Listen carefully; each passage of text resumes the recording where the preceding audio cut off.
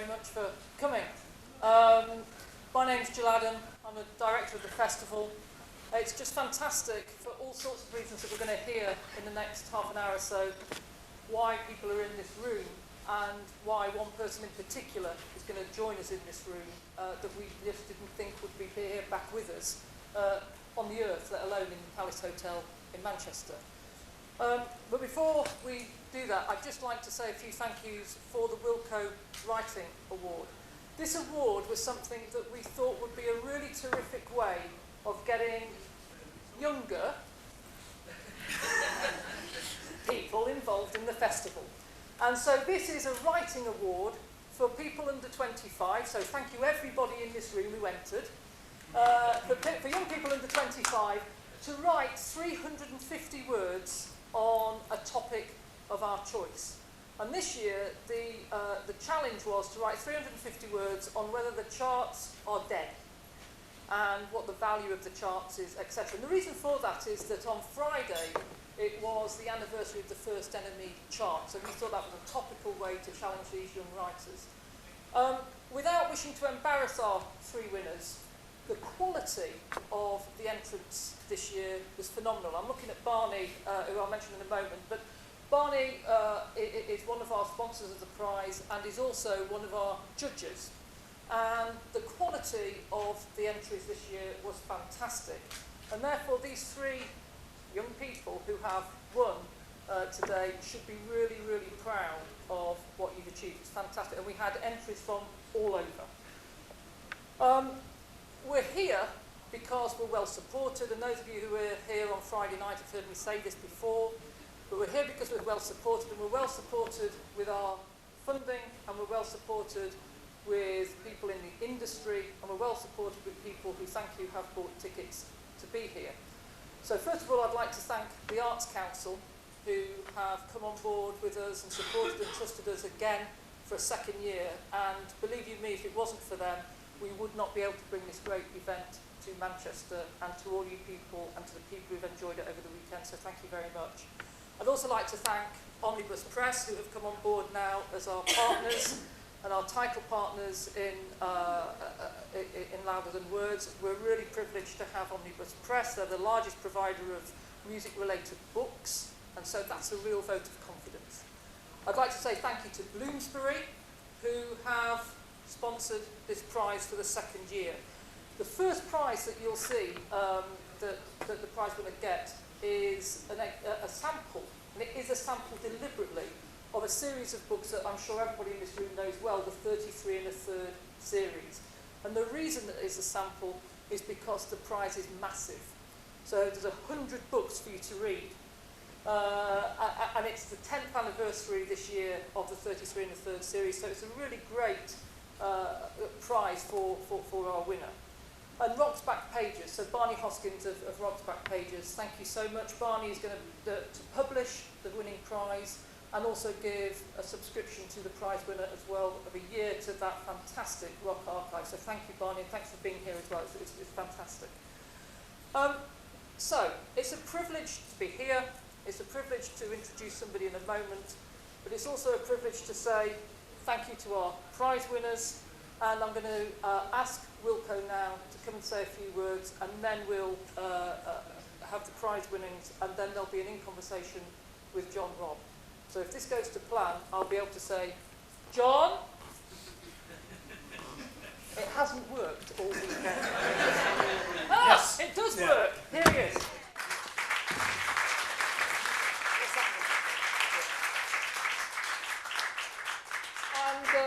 Wilko. It's like a good dog. Yeah, come on.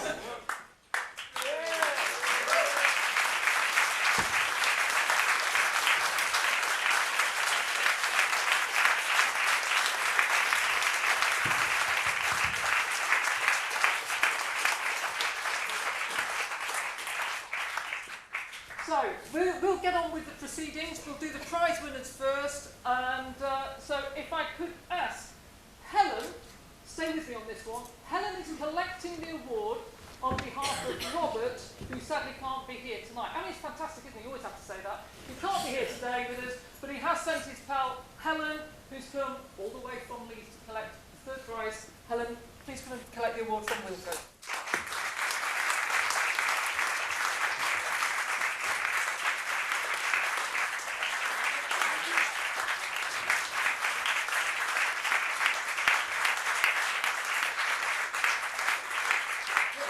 I was about to say, this is a critics thing, isn't it? And I'm trying to think of kind of critic stories to tell or something. And I think probably the best ones, many years ago, we've just started making headway with Dr. Feelgood, and we'd just finished a gig, and a guy came up to me afterwards and he said, "You're the best semi-professional guitarist I've ever seen."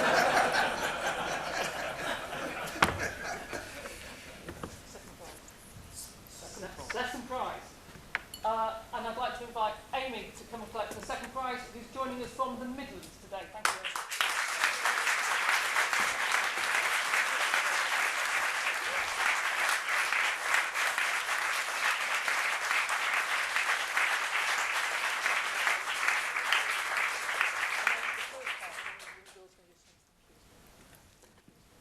And then the first prize winner, and you'll get to know why I'm saying where it all comes from now, because Chiara has come with her family today, who have come down from Edinburgh to join us. So thanks very much, Chiara.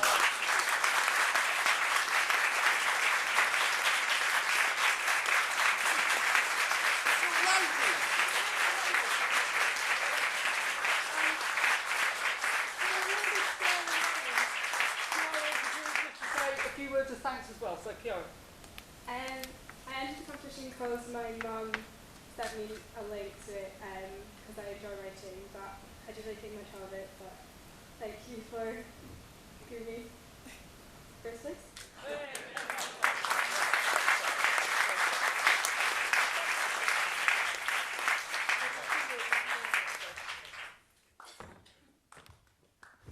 All right, then we'll go. Yeah. So it's been, since last year, since we've seen you last year, it's been a few things going on in your life, haven't there? Yes, indeed. Yes, indeed. Well, you couldn't make out a preacher. Well, you could, but you could, but no one would believe it. I mean, what the hell happened? I mean, we spoke to you last year, and you were like the bravest person in the world, and now you're like almost this kind of messiah type figure who could defeat everything. Well, look, I mean, I don't know how all that. I just, well, I've been told that I've got an inoperable cancer that I had 10 months to live, and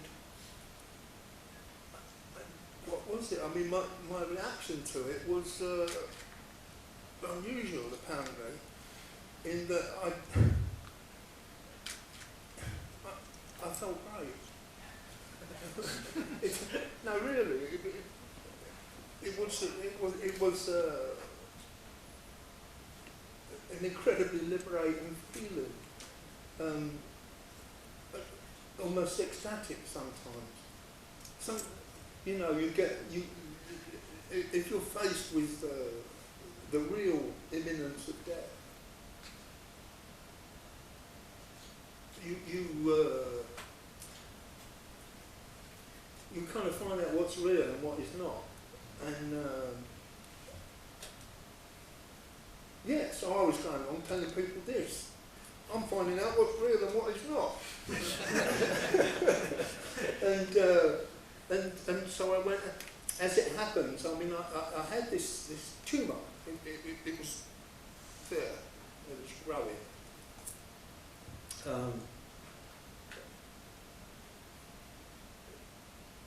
It did, apart from that, I wasn't suffering any ill effects. It didn't hurt. I was still fit. And so I said to the people at the hospital, well, how long can I expect to feel fit for? And they said, well, I don't know, a few months, maybe 6 months, something like that. So I thought, right, it's time to organise and do a farewell tour, which we did. Jolly good. Then at the end of this tour, I'm still standing. I'm still on my feet, and I suppose I've retired. Well, I didn't like this. I didn't like this retired bit. So, I mean, you go down the corner shop, you get a loaf of bread and a pint of milk and a copy of the Guardian and mince off home again. It's not good being retired. So I thought, well, what should I do? Of course, by then the summertime was coming on, and we could do festivals. We went over to Japan and did Fuji Rock, and so it went on, and right through the year. And the thing that happened at the end of the year was Roger Daltrey came forward and said, well, some time ago, I'd been talking with Roger, and we said, oh, well, we should do an album together. This was 2 or 3 years ago. Anyway, nothing would come of it. And anyway, Roger found out I got cancer, and he said it to journalists. They couldn't get out of it. And he said, I'm right, we will do this album. So in November we did an album. We had 8 days to do it in. I said to him, we better do it quick, man. I'm already in extra time here. And it was great fun doing it. I thought it was just going to be a bash, right? Anyway, the next thing that happened was Charlie Chan. Charlie Chan is a cancer doctor that I know. He's a photographer also, and he was becoming curious as to why I wasn't dead. He said, normally if you've got pancreatic cancer, you're dead. Right? It is inoperable. It's incurable. And but he said, by now you should be dead. You certainly shouldn't be leaping about doing gigs. He said, what I want you to do is to go and see my friend, Mr. Hugo, at Adam Brooks Hospital in Cambridge, and see what he's got to say about it.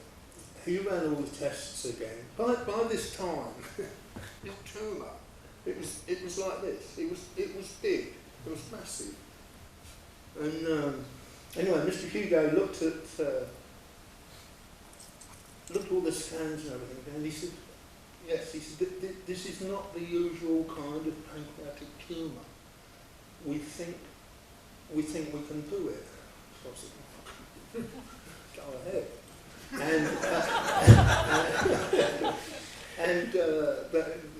Which they did. The operation took 11 hours. The tumour they took out of me weighed 3 kilos. That's the size of a baby. It was anyway, and then I was in hospital for some weeks, very close to the edge sometimes, but recovering. And meanwhile, this album I made with Roger Daltrey has become very, very successful. And I think, and there's people coming and go, oh, album's top of the charts, album's online. I'm all full of tubes and morphine, going, oh, they're really good.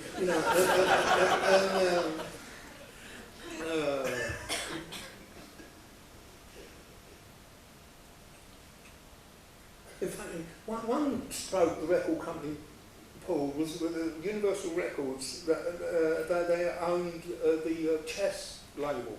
It was one of the logos they owned. So they put it on the Chess label, and eventually a silver disc arrived. First of all, to buy a hospital room, and I've got it there, right? And the nurse came, I don't think they quite could make me out, the nurse. The nurse came in and she looked at it and she says, oh, you play chess. Sort of. Anyway, that's what's been happening. Yeah, an unusual kind of year. Yeah. So when you initially had the cancer, the way your mental attitude to it was different and quite empowering. But when you actually recovered, did you change your attitude to life at all, or do you continue the attitude you had before? I'll tell you what, now then, those words, "You've got cancer," it takes about a second to say those words, and it, bang, it absolutely changes your life. Everything. Suddenly everything is different, right?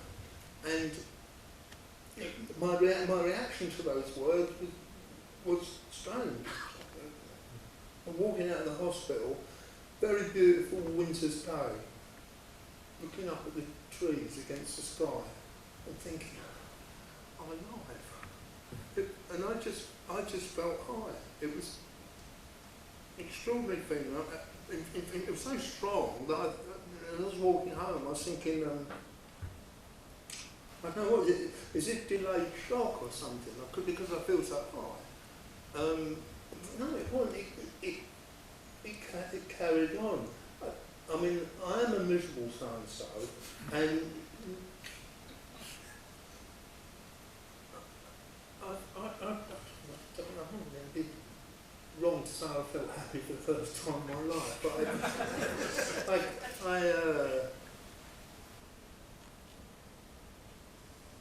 this feeling of sometimes euphoria, generally, I don't know, a feeling of, it was a good feeling, and it lasted and it lasted and it lasted. Now, as I say, that happens to you in a second. 1 minute you're sitting there like a person, and then suddenly, blam, you're a cancer person, and make what you will of it. With the words, "You've not got cancer." Exactly. Yeah, did that change? Well, that's different because if somebody, on top of all that, I finish up, I mean, I end up that year making an album with Roger Daltrey. I mean, a great year. I'm thinking, wow, you know, this is fantastic. The album Roger Daltrey. Then it turns out real good and stuff like that. And then someone comes up and says, actually, you're not going to die. I mean, it's, well, but in fact, because what it does mean is you have to undertake this major operation, huge operation.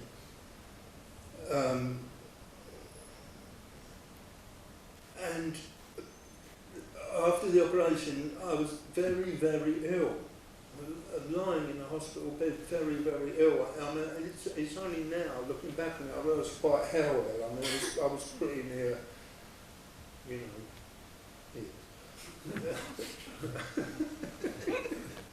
but all these infections, man, they hurt me.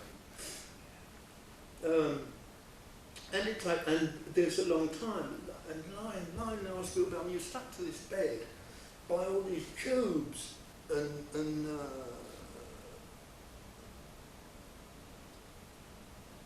wow, you're in another universe, in this room, you know. The nurse comes in every half hour, 45 minutes or so, take your blood pressure and everything. I mean, those people, they're great. I can't tell you, they're great. But you know, it's great, you're really glad to say it. Your arm out, take your blood pressure, right, and that's your life, you know. And then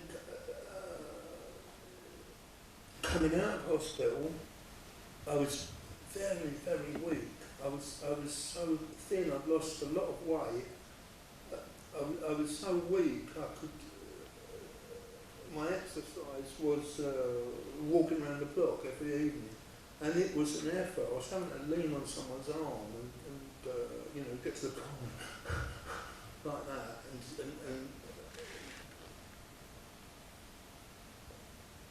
so it's not an immediate thing like, you got cancer, bang, everything's changed. It's not, there's not one at the other end going, you haven't got cancer, and you go, whoopee. No, man, you're feeling really very, very ill. And I'm still, I am feeling fine, my recovery's going along fine, you know, I'm getting better and better all the time. But trying to adjust mentally to the idea that you know, having lived for a year with the idea that my life is coming to an end, death is imminent, and having accepted it and lived like that, and now you've got to carry on. Is it actually harder now? It's tough, man. Going back to normal. It's fantastic. One day you got this sympathy, and then you go down the pub, everyone's, oh man. After a while, when I didn't die, it starts getting embarrassing.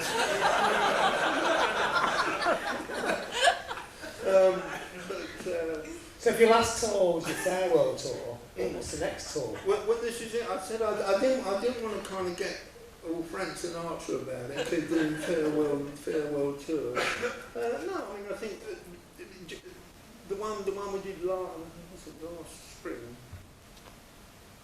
was what was the last spring? Spring before.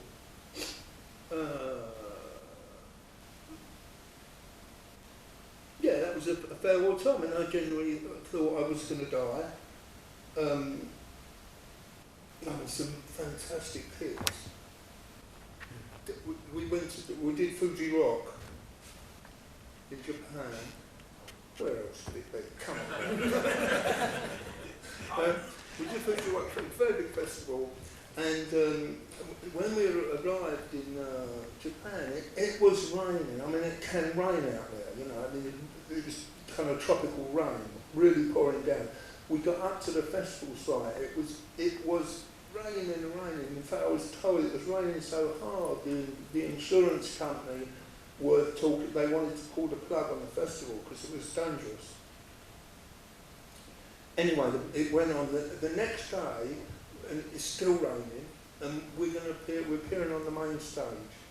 And we walked out onto the stage, and the clouds opened, and the sun comes shining down. And I mean, you can imagine that feeling. And started playing, it's going great, we're playing really good, and thinking, this might be the last time I ever do this. And that's quite a kick. So you start to think there's something a bit weird about you, Wilko. You cheated death, you turned up in the middle of a rainstorm, you stopped the rainstorm. We already thought there was something slightly weird about you. But now we got proof. Well, this is it, I don't, And you're going out on tour next year, aren't you? Possibly. Yes, we're probably going to be supporting, open the show for the Who in America next year.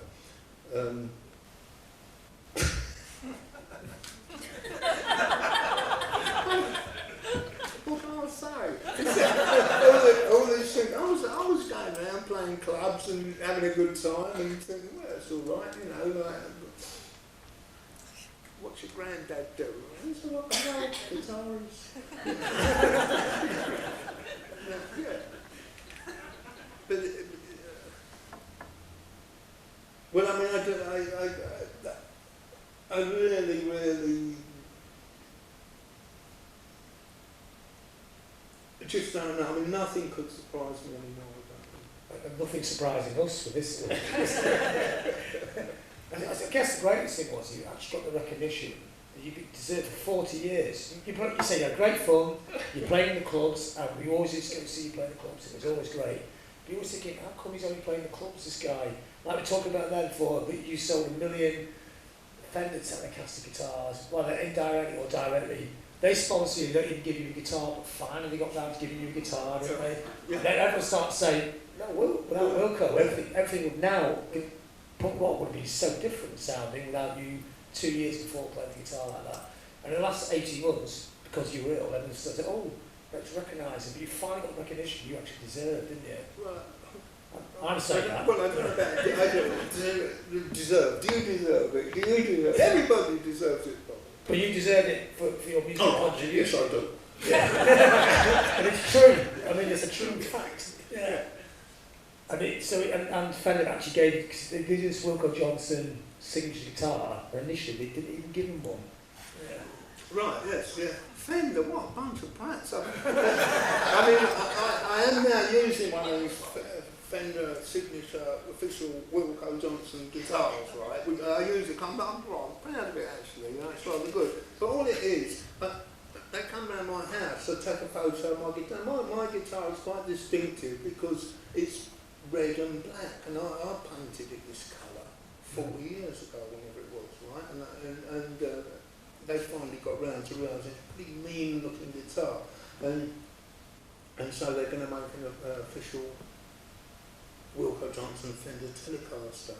And all they make it, they say, what do we do? You know, when people get these signature guitars, they're all special pickups and whatnot. And they say what should we do? I say, look, what I want is a bog standard 1962 Fender Telecaster, but red and black. And that's what, it took them 2 years to get it together. They still weren't quite sure who I was. I remember one time they come round my house. They had some merchandise, right? This merchandise, brilliant, right? But one of the things was this big coffee mug about this big, and it got Fender written on it. You know the Fender signature logo. Did they get it right? No, they'd written it with the Ford lettering. Yes, this is very right. And another thing they had was the bookends, and they were like the top quarter of a Fender guitar, like the curvy bit, right? One that end, a bass, and one for that end of the book. And these things are made of light wood. They're absolutely useless bookends, right? They couldn't hold, you know, like one paperback. You know, absolute crap, and vulgar as you like. I mean, like, if you had a thing in that in your house, you know, what's that? I think I am, man, you're bringing this stuff down my house. You know, and they got all that together. Anyway, now, yes, you can get Wilko Johnson Telecaster. Yeah, and like we said before, even you got one. They actually I finally got back to give me one. Yes, I have one myself. Yeah. And have you been writing any new material then since? It's funny, I started, after I got the diagnosis, I started writing songs. And then I realised the lyrics were all full of clocks ticking. And so, come on, man. Yeah, I mean, and now it's become a practical proposition. We will. I'm still not 100% with health-wise. Getting there, but anyway, sooner or later, and hopefully before we go to America, we'll have a new album, and I'm writing songs for that, and that goes up and down. That goes up and down. It's like it's been in all the 40 years I've been playing. I've never been anything like this long without touching the guitar, which is true. Since March, or whenever I was in the hospital, I have not really even touched the guitar. Once or twice. It's like riding a bike. Once you learn it, you can do it. And it's like 3 chords, for God's sake.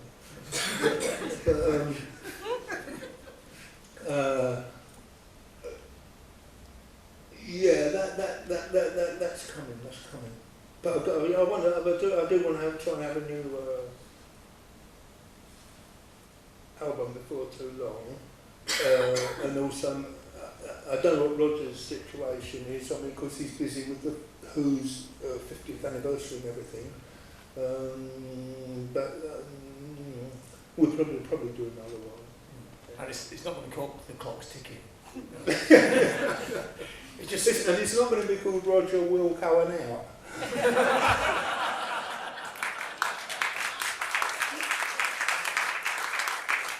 And on that note, thanks a lot to Wilko Johnson. Big round of applause.